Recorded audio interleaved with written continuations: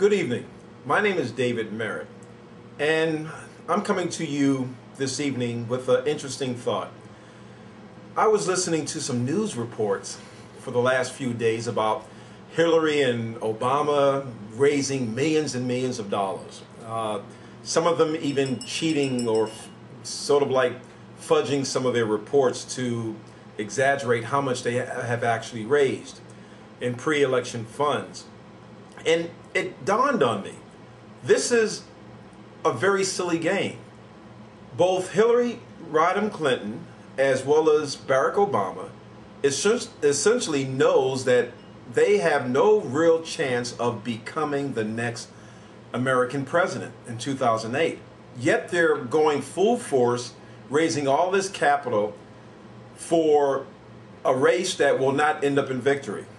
Now, of course, all of us, we have an ego to scratch.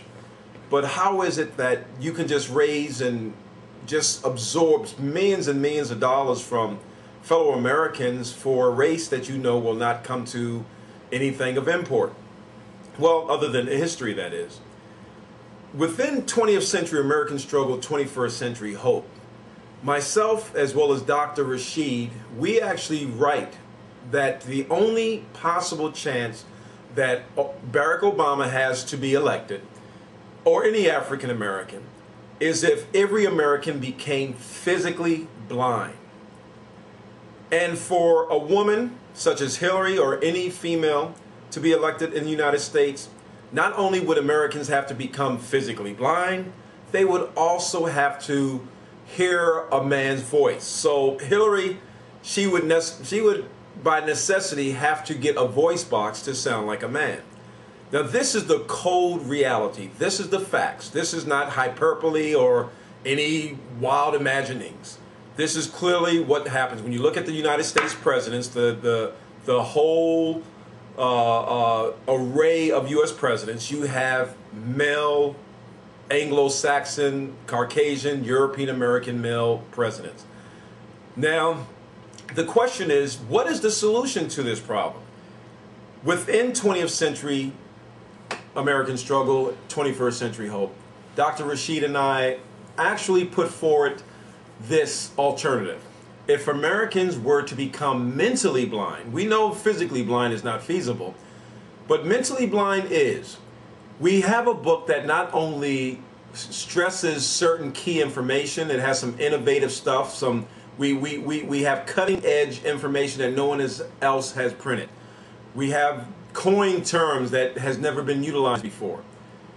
But more important than the information that we convey essential ingredients for exercising.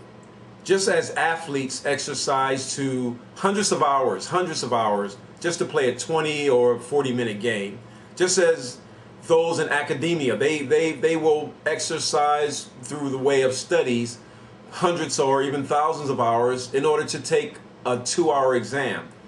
When it comes to intergroup relations, Americans, we have no exercise for this.